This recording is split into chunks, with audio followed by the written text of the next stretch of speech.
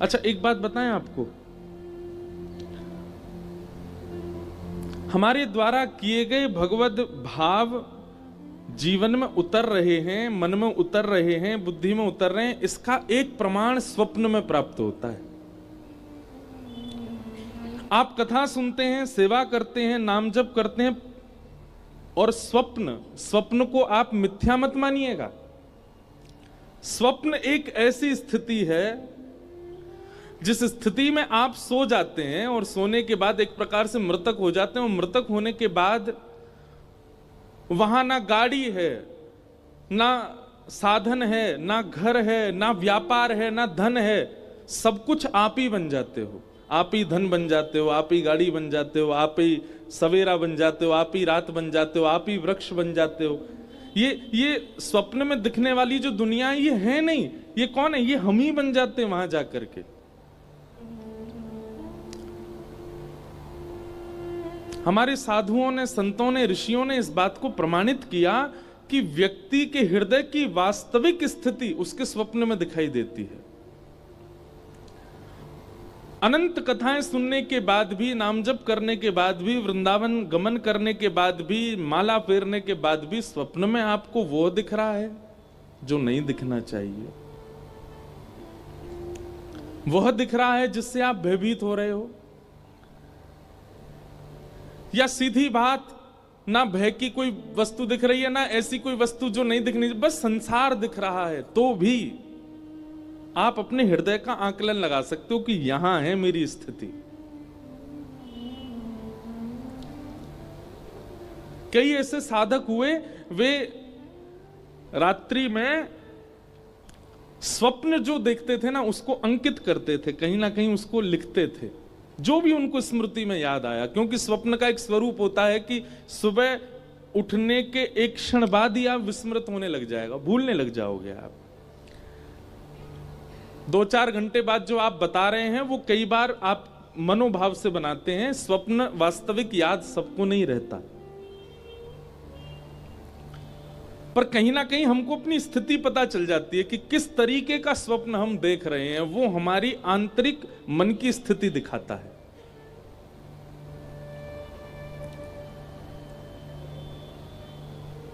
दुष्स्वप्न आना, बुरे स्वप्न आना, गलत वस्तुओं का बार बार दिखना, भय की चीजों का दिखना, ये एक प्रकार से ये दर्शाता है कि हमारा भजन अभी मन से नहीं बना है, हमारी कथा अभी मन से नहीं बनी है, हम वृंदावन अभी मन से नहीं गए।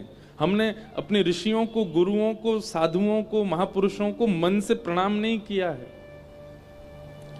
दो स्थिति बनेंगी यदि मन से होगा तो, या तो स्वप्न में कुछ दिखेगा ही नहीं, सोओगे तो ठीक सीधे सुबह ही उठोगे, और या फिर दूसरी स्थिति बनेगी कि स्वप्न जब भी देखोगे तो उसमें कोई निकुंज की लीला ही दिखेगी, निकुंज के भाव ही दिखेंगे।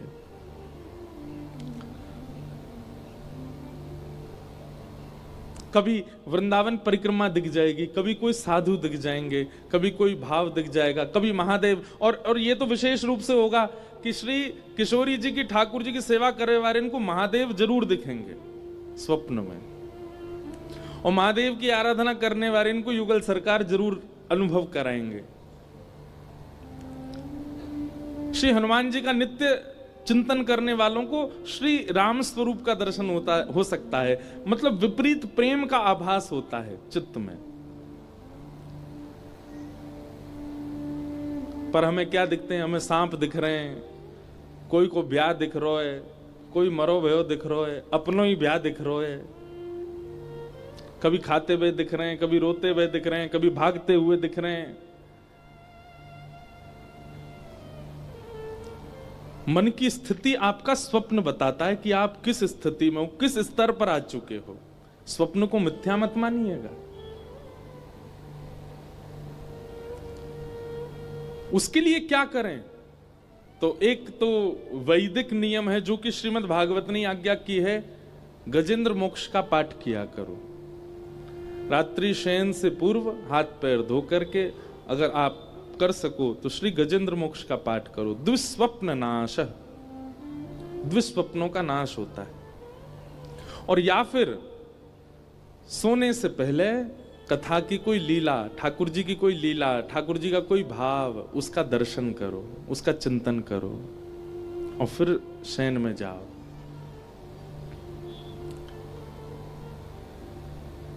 स्वप्न में दिखी, ये सूरदास जी वाणी लिखते हैं, कुम्मन दास जी ठाकुर जी की लीला लिखते हैं। इनको कहां अनुभव होती है ये? या तो स्वप्न में या फिर मानसी में। तो स्वप्न सामान्य नहीं है, स्वप्न स्थिति है आपके भजन की, आपके मन की, आपकी बुद्धि की। आपके विकार कितने नष्ट हो रहे हैं ये आपका स्वप्न बताएगा।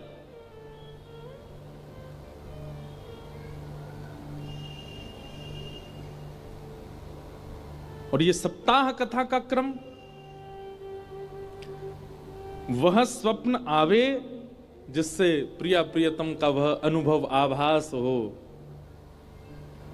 हमारे वृंदावन की लीला है, श्री बिहारिन देव जी बिहारी जी की सेवा कर रहे हैं और बिहारी जी की सेवा करते करते बिहारी जी से बस एक ही प्रार्थना करते हैं, कब मिलेगो मोय वो निज वृंदावन। जिस निज वृंदावन में स्वामी श्री हरदास जी विहार कर रहे हैं, जिस निज वृंदावन में सब आचार्य हैं, जिस निज वृंदावन में आप मूर्तिमंत होकर के नहीं चलते फिरते दिखाई देते हो, वो निज वृंदावन कब प्राप्त होगा। और बस बिहारी जी की सेवा करते नित्य यही भाव रखते, कब मिलेगो मोय वो निज वृंदावन। एक दिन यमुना जी के तट पर बिहारी जी का अभी मंगला नहीं हुई है, बिहारी जी का अभी उत्थापन नहीं हुआ, उससे पूर्व स्वयं स्नान के लिए यमुना जी गए। अब देखो कहां कब अनुभूति हो जाए ये भी हम कह नहीं सकते।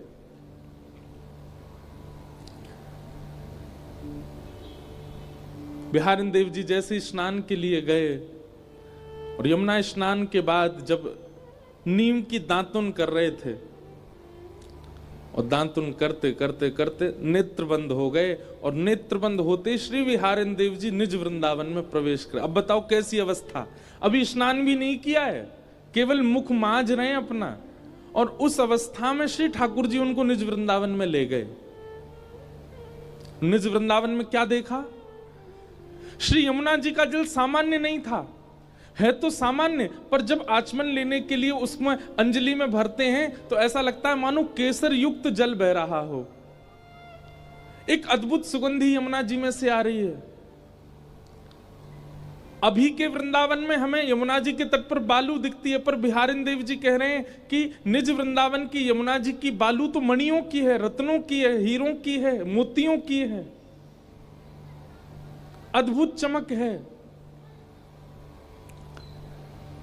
निज वृंदावन में भक्तों के यूथ झुंड के झुंड एक साथ भ्रमण कर रहे हैं।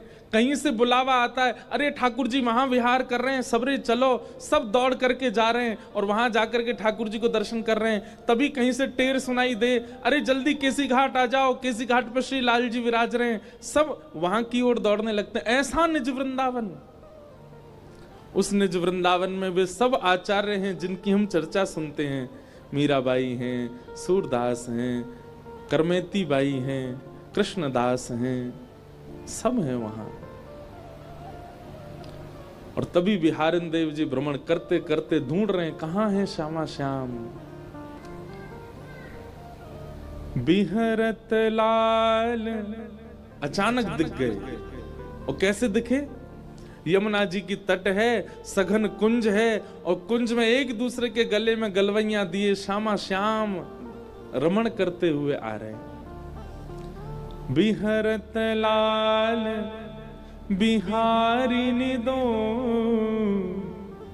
यमुना जी के तीरे तीरे। बिहरत लाल बिहारिन दो यमुना जी के तीरे तीरे। इतना अद्भुत दर्शन होता है श्री बिहारिन देव जी को। ठाकुर जी किशोरी जी को देख रहे हैं, किशोरी जी ठाकुर जी को देख रही हैं। किशोरी जी की गुलाबी चुनरी, ठाकुर जी की पीली चुनरी, वो भी नीचे आपस में मिल रहे हैं। ठाकुर जी के नेत्र किशोरी जी के नेत्रन से मिल रहे हैं। ठाकुर जी के कानन के कुंडल किशोरी जी के कानन के कुंडल से मिल रहे हैं। नथ बेसर से मिल रही है। श्रृंगार श्रृंगार से मिल रहे हो है। मानो श्री कृष्ण ही एकमात्र किशोरी जी से नहीं मिल रहे हैं, ठाकुर जी के अंग पर विराजमान जितने भी आभूषण हैं मानो वे भी सचल हो गए हों, किशोरी जी के आभूषण सचल हो गए हों, आपस में वे भी मिल रहे हैं। एक अद्भुत छटा का दर्शन होता है।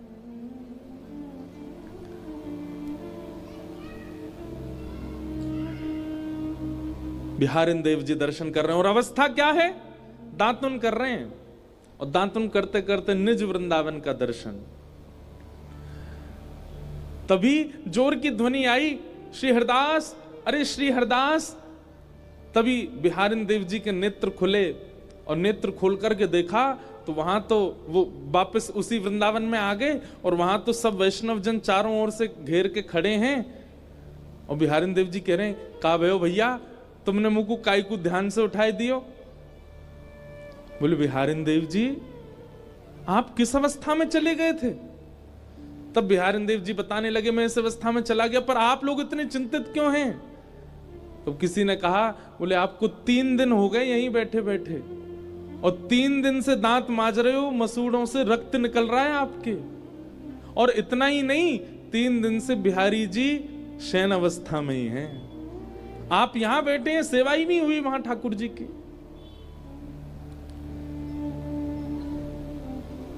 यह है स्थिति। कहां बिहारिन देव जी को कुछ क्षण के दर्शन हुए थे, पर प्रकट स्थिति में वो 3 दिन बीत चुके थे। इन अवस्थाओं तक पहुंचना, इन अवस्थाओं तक हम इतनी लंबी अवस्था में, इतनी श्रेष्ठ अवस्था में तो नहीं जा सकते, पर कम से कम रात्रि में जब अपने देह के अभिमान से शून्य होते हैं, विषय विलास से शून्य होते हैं। बंधुओं, एक बात मेरी बहुत ध्यान से सुनिएगा। साधक अगर अपनी निद्रा को पवित्र कर लेना,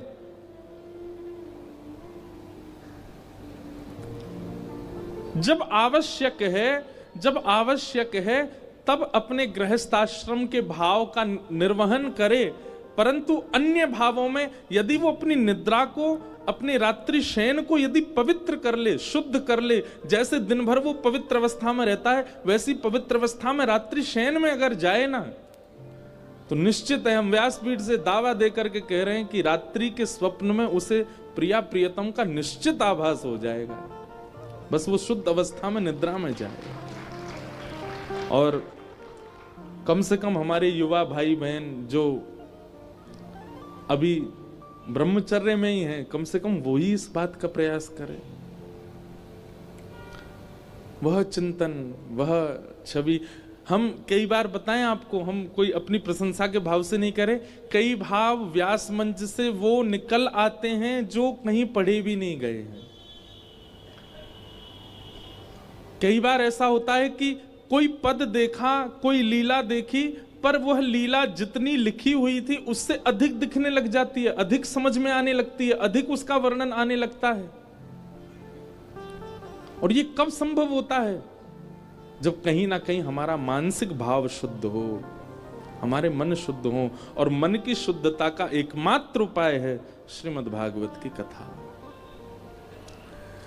यहां ज्ञान के जो कड़वे नीम खिलाए जाते हैं ना, वो कड़वे नीम औषधि हैं, ताकि रसगुल्ला खा सको, ताकि गुलाब जामुन खा सको, ताकि गाजर का हलवा खा सको। खूब नीम खाई होगी तो फिर बाद में कुछ भी मिठास खाओगे तो शुगर लेवल बढ़ने में थोड़ी आसानी कम रहेगी, जल्दी नहीं बढ़ेगा। ठीक वैसे ही ब्रज की लीला, ठाकुर जी की अंतरंग लीला, बाल लीला, ये सब तो मिठास है। सीधे उसके आश्रम में चले जाओगे तो कहीं ना कहीं रोगी बनने की संभावना ज्यादा है। रोगी बनने की संभावना मतलब कहीं ना कहीं वहां दोष दिख जाएगा आपको। लेकिन श्रीमद् भागवत के अनन्य ज्ञान, जहां पर कई भक्तों के चरित्र, कई भाव सुनाए जा रहे हैं, इनका नीम यदि पहले ले लिया होगा तो उस लीला को समझने में और सहजता आ जाएगी। इसलिए भागवत में सीधे लीलाएं नहीं सुनाई जाती, पहले कई भक्तों के चरित्र और कई ज्ञान के प्रसंग सुनाए जाते हैं। तो ऐसी भागवत की कथा हमारे जीवन में आई है, हम उनके आश्रय में रह करके आइए उस स्थिति में पहुंचे कि कभी स्वप्न में ही सही ठाकुर जी का वह साक्षात्कार हो।